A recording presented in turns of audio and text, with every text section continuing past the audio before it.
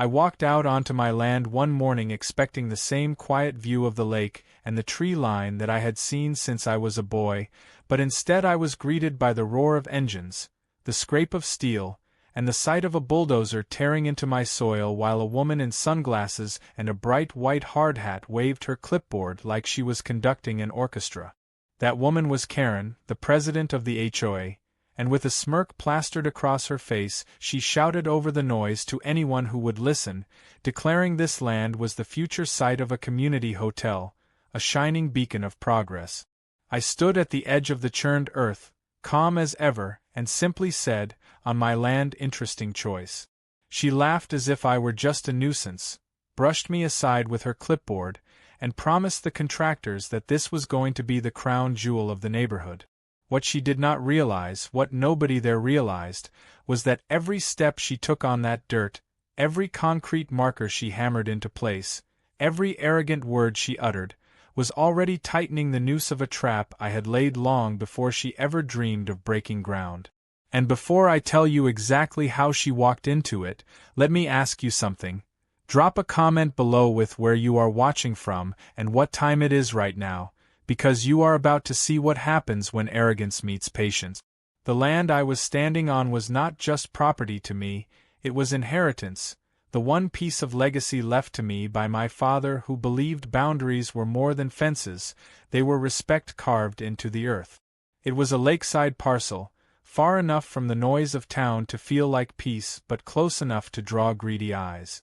After years of working long shifts and chasing deadlines, I came here to breathe, to listen to the water slap against the shore, and to remind myself that sometimes silence is wealth. The HOA, however, never saw silence as anything but wasted opportunity. To them, every quiet acre was a potential parking lot, every tree a future billboard, and every private retreat an untapped revenue stream. At the head of that vision stood Karen, her sunglasses reflecting everything but humility, her voice sharp enough to cut through the morning air. She styled herself as the visionary, the architect of progress, though the truth was she was nothing more than a queen without a crown trying to build a kingdom on land she did not own. The first time she showed up at my gate she was holding a letter that looked official, complete with a stamped header and the kind of legal jargon meant to scare the less experienced. It demanded that I submit a development plan to the HOA for review, citing clauses that did not apply to my property, claiming failure to comply would result in fines.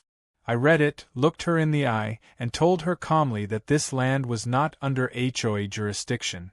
She sneered as if I were a child correcting her grammar, waved her hand dismissively, and told me progress waits for no one. I closed the gate, folded the letter in half, and put it away with the other scraps of arrogance I knew I would need later.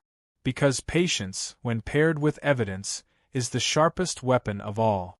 Not long after, I started to notice strangers on my land. Men in neon vests with survey poles, marking trees with orange tape, sketching lines in notebooks like cartographers charting undiscovered territory. When I approached them, they told me they were contracted by the HOA to prepare for upcoming development. I asked if they had permits. They had none. I asked if they knew whose land they were on. They shrugged and said talk to Karen.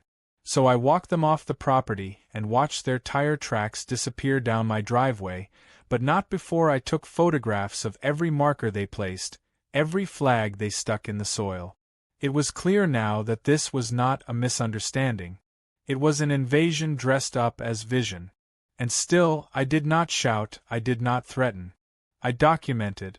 The sheriff, when I spoke to him, shook his head and told me he had dealt with Karen before.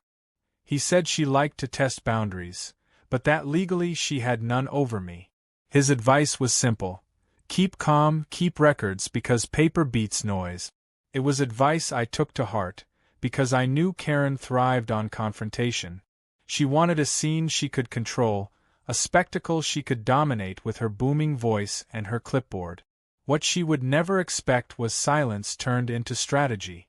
By the time her next stunt rolled around, I was no longer surprised. A convoy of SUVs, all shining black with HOA decals, cut across my field like it was their private driveway. Dust billowed behind them as if they were the vanguard of some grand crusade.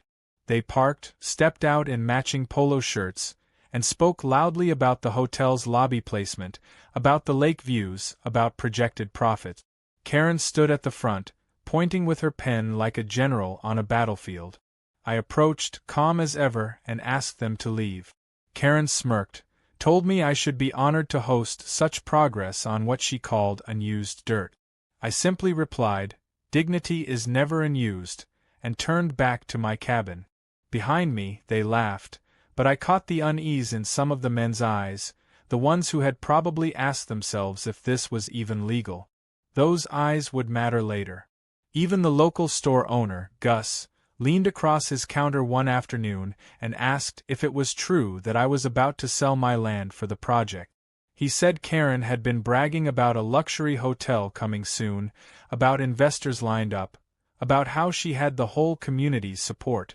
I told him calmly I had not sold, I would not sell, and that Karen was counting her chickens on someone else's farm. He chuckled, said he admired my patience, but warned me that she was gathering momentum, and momentum, even when built on lies, can look unstoppable until it collides with truth. And so that first chapter closed the way it began, with me standing on my soil while outsiders drew imaginary lines on it, while Karen paraded her arrogance in broad daylight. To anyone else it might have seemed like I was cornered, like I was losing ground with every new scheme. But in my mind, I knew better. Every footprint they left, every tire track across my grass, every letter they shoved in my mailbox was not evidence of my weakness but proof of their arrogance. And arrogance has a way of overreaching, of stepping so far past the line that it trips itself. What they did not know, what Karen could not possibly fathom behind her sunglasses and her fake authority, was that I had been waiting for this exact mistake, and I was more than ready to let her walk right into it. The weeks that followed the first confrontation were like watching a storm gather over still water, each day bringing a new ripple of disturbance across the surface of my quiet life. Karen had not taken my silence as defiance, she had taken it as permission, and that was her first mistake. The letters began to multiply, each one thicker and more absurd than the last, citing imaginary clauses about land use, fabricated fines for leaving property undeveloped, and accusations of being a negligent landowner who was holding back the community. I stacked them in a drawer like firewood, each envelope more fuel for the blaze I knew would come. One morning I found a notice taped to my gate claiming my parcel had been reclassified for community improvement projects, signed in her overconfident script. I could almost hear her voice through the ink, dripping with self-importance, as though scribbles on a page could outweigh deeds signed generations ago. I left the notice pinned there long enough to photograph it before tearing it down and adding it to my growing pile of arrogance disguised as paperwork. Her next move was bolder. I woke up one Saturday to find men in hard hats walking my land again, only this time they were not just marking trees, they were hauling out measuring tapes across the field, hammering stakes into the soil, and talking loudly about drainage lines and parking capacity. I approached them calmly, asked who authorized this. They looked at me like schoolboys caught skipping class and muttered the same name, Karen. One of them even dared to say she was the property manager, a title that nearly made me laugh. I told them plainly they were trespassing, that no permit allowed them here, and that if they did not pack up their equipment they would be leaving escorted. They grumbled, dragged their supplies back to their truck, and left in a spray of gravel, but not before I captured their faces and license plates with my camera. Evidence, always evidence, because noise fades but proof remains. It was not long before the community itself began to buzz with Karen's version of events. At the local store, Gus leaned over the counter, his voice low but curious, asking if it was true I had finally given in and agreed to the hotel project. He said she had come in boasting that the deal was nearly finalized, that construction would begin soon, that she had the investors lined up and the town behind her. I shook my head, calm as ever, and told him the truth. Nothing had been sold, nothing had been agreed, and Karen was selling visions built on sand. He chuckled at that, shaking his head, and warned me to keep my eyes open because she was promising more than she could deliver, and the louder she got, the more people might believe her. It was a reminder of how quickly lies can travel when wrapped in the voice of authority, and how important it was to hold steady, to let the truth reveal itself at the right moment. Neighbors, too, began to feel the pressure of her campaign. One stopped by my gate one evening, a man with tired eyes who said he had grown weary of the HOA's games. He warned me that Karen was telling everyone my land was practically community property now, that she was claiming the hotel would benefit everyone, and that my resistance was selfish. He admitted he did not believe her, but he worried others might, and he told me to be careful because she was stirring people into a frenzy. His words were well meant, and I thanked him, but I also understood that people like Karen rely on noise to drown out reason. The louder they speak, the more they hope no one notices the cracks beneath their foundation. I was not worried about her noise, because I had already been laying my foundation in silence. The first true glimpse of her arrogance came at a so-called community meeting held in the local hall. Flyers had been slipped under doors announcing a vision session for the future, and curiosity drew more than a few townsfolk to the gathering.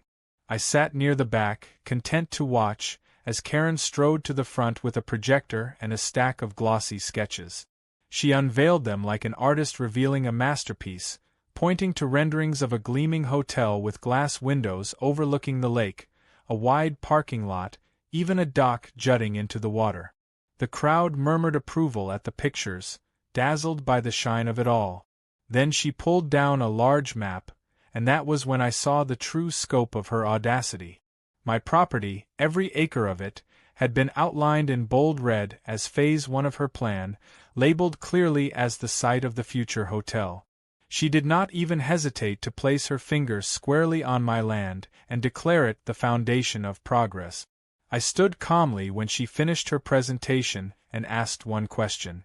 Whose land did she think she was pointing at? The room went quiet, eyes flickering between us. Karen smiled like a cat with a bird in its mouth and replied that ownership was flexible when it came to the greater good.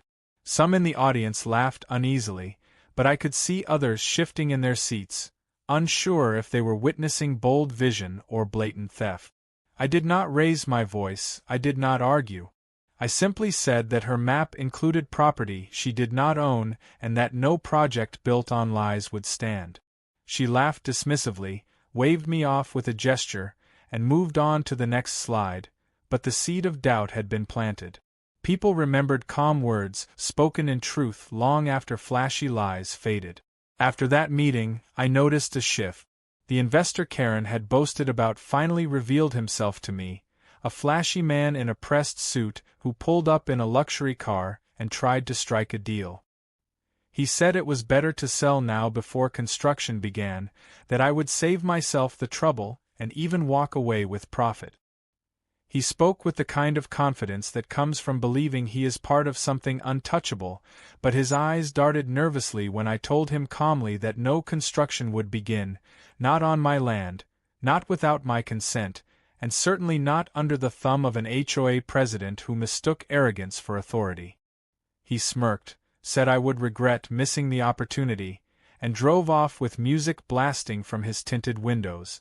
I knew he was more worried than he wanted me to see, because investors who realize they are standing on shaky ground start talking louder to convince themselves they are steady. The sheriff remained neutral in public, but pulled me aside once more to advise me. He said she was overstepping badly, that she was moving into territory where her bluster could cost her dearly, but that I should keep my calm. He reminded me again that paper beats noise, and I assured him I had every scrap of proof I needed. He nodded, told me to stay patient, and I could see he was already preparing for the day when his badge would need to stand between truth and arrogance. So as the second chapter of this ordeal closed, I found myself more surrounded than ever by Karen's noise. Letters piled high, survey crews trespassing, neighbors caught in the whirlwind of her lies, investors sniffing at profits that did not exist, and a community dazzled by sketches of a future that would never materialize. To anyone watching from the outside, it might have looked like she was gaining momentum, like the tide of progress was rolling over me and my quiet acres. But I knew better. I knew that every bold move she made without authority was another brick in the wall she was building around herself, a wall that would eventually close in with no escape. And I was content to let her keep building, because sometimes the best trap is the one the enemy constructs with their own hands. The day everything shifted started before sunrise, when the steady hum of engines woke me instead of the quiet calls of birds that usually filled the morning air. I stepped out onto the porch and saw the unmistakable glow of floodlights washing over my field, the mechanical shadows of bulldozers and cranes already moving like giants across the soil. The sharp metallic clang of steel beams being unloaded echoed through the stillness, and men in hard hats were barking instructions as if they were building on a site they rightfully owned. At the center of it all, standing tall in her white helmet with a ribbon-cutting pair of scissors tucked under her arm as though the battle was already won, was Karen. She strutted across the ground like a queen christening her kingdom, pointing to spots where foundations would be poured, where parking lots would sprawl, where her imagined hotel lobby would rise against the horizon. Contractors hurried to follow her instructions, their boots sinking into dirt that was not hers to command. I walked across the field, calm and measured, my boots crunching on the gravel as I approached the scene. Karen turned with a smirk plastered across her face and announced with theatrical flourish, "Construction has officially begun." She raised her glass of champagne high as though the land had just accepted her crown. That was the line crossed, the moment when silence no longer meant patience but preparation, and I knew then that the game had turned. I stood among the noise and chaos without flinching, letting her gloat, letting the cameras flash, letting the laughter of her board members ring hollow against the cold morning air. She mocked me openly, saying that soon I would be the proud neighbor of a luxury hotel, and that maybe if I behaved I would even receive a complimentary membership to their grand opening. I did not rise to the bait. I simply told her in a steady voice to be careful what she built without a foundation. She waved me off, brushing my warning away like dust on her designer jacket, and turned back to her stage play of progress. But what she could not see was that her performance was being recorded from every angle, not just by her invited photographers, but by the hidden cameras I had installed months ago when the first survey flags appeared. Every trespass, every unauthorized excavation, every arrogant declaration was time-stamped and backed by law, because I had made certain to protect myself before her storm ever arrived. The truth was I had seen this escalation coming long before the first bulldozer blade cut into my earth. After the second wave of surveyors trespassed, I had gone straight to the county office to file every boundary line, every deed, and every protective clause attached to my land. I had registered the shoreline under environmental protections, ensuring that any development required not just my permission but the blessing of state inspectors who cared little for HOA dreams of profit. I had walked those offices with folders of paperwork, each stamped and signed, each one another layer of armor around my acres. Quietly, I had spoken with zoning officials, building inspectors, even a federal land agent who confirmed that part of my lakefront parcel extended into protected wetland territory. It was a detail Karen had overlooked in her greed, and it was the detail that would shatter her project when the time came. But I never told her. I never tipped my hand. Instead, I let her continue piling arrogance on top of arrogance, knowing that when the weight finally collapsed, it would not be on me. I also made sure every piece of her overreach was captured. I invested in discreet cameras hidden in fence posts and trees, cameras triggered by motion that recorded every SUV convoy that crossed my field, every crew that hammered stakes into my soil, every bulldozer that cut into the earth. The recordings were stored securely, backed up in more than one place, ready to be played before any authority who asked. I walked the perimeter often, snapping photographs of each intrusion, each mark of paint on bark, each pile of concrete dumped on ground without approval. What Karen called progress, I called evidence, and I was building a case stronger than any steel beam she tried to sink into my soil. When she began inviting outsiders, investors in tailored suits who strutted across my land with polished shoes sinking into the dirt, I knew she had gone beyond local arrogance and into dangerous territory. They walked the field with her, pointing at blueprints and gesturing broadly about profits and timelines, speaking in the empty language of money. One of them clapped me on the shoulder with a smug grin and told me this was the best thing that could ever happen to me, that I was lucky my useless acres were finally going to have value. I looked him in the eye and told him calmly that land built on lies never holds its worth, then watched his smile falter for just a second before he followed Karen back to the champagne table. Their laughter carried across the field, but underneath it I heard the tremor of nerves, the kind that comes from realizing they had invested in a fantasy. Karen's arrogance grew with every passing day. She announced on social media that groundbreaking had begun, posting photographs of herself in a hard hat beside heavy machinery, proclaiming that the hotel was already underway. She staged a small ribbon-cutting ceremony, complete with a rented podium and a banner stretched across my fence. She invited the community to watch, hoping to dazzle them with images of progress. She even had the audacity to pose for pictures in front of my cabin, claiming it would serve as a quaint backdrop for the resort. People clapped and cheered half-heartedly, some caught up in her performance, others uneasy but unwilling to speak against her. I stood off to the side, arms crossed, letting the cameras capture my presence, letting her arrogance run unchecked, because I knew the higher she climbed, the harder the fall. In those moments I reflected on my father's words, that silence can be the sharpest weapon when wielded by patience. I thought of the lessons carved into every acre of this land, that respect is not demanded by noise but earned by boundaries. Karen believed silence meant surrender, that calm meant weakness, but what she could not grasp was that silence was the sound of preparation. I was sharpening my case in the shadows while she shouted her victory in the light, and every boast she made was another nail in the coffin she was building for herself.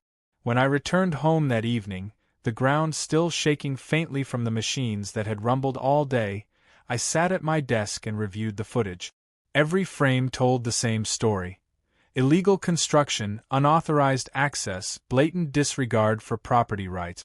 I compiled the images, cross-referenced the dates, and filed copies where they needed to be. I drafted letters with legal citations, prepared notifications for the county inspectors, and arranged for a drone to capture aerial evidence of the destruction she had already begun. Piece by piece, I was constructing my trap, a case so airtight that when it was sprung, there would be no escape, no excuse, no deflection. And the best part was that she had built it for me with her own arrogance, brick by brick. So by the end of that chapter, when the ground was scarred and the machinery sat idle under the fading sun, Karen believed she had won. She believed the hotel was already unstoppable, that her noise had drowned out my silence, that her scissors would cut a ribbon that could not be untied. But I knew better. I knew the trap was nearly complete, that her own overconfidence had delivered her into my hands, and that soon the very authorities she dismissed would walk onto this soil and declare her empire nothing more than a pile of illegal rubble. And as I watched her laugh with her investors, her champagne glass catching the last rays of daylight, I almost felt sorry for her. Almost.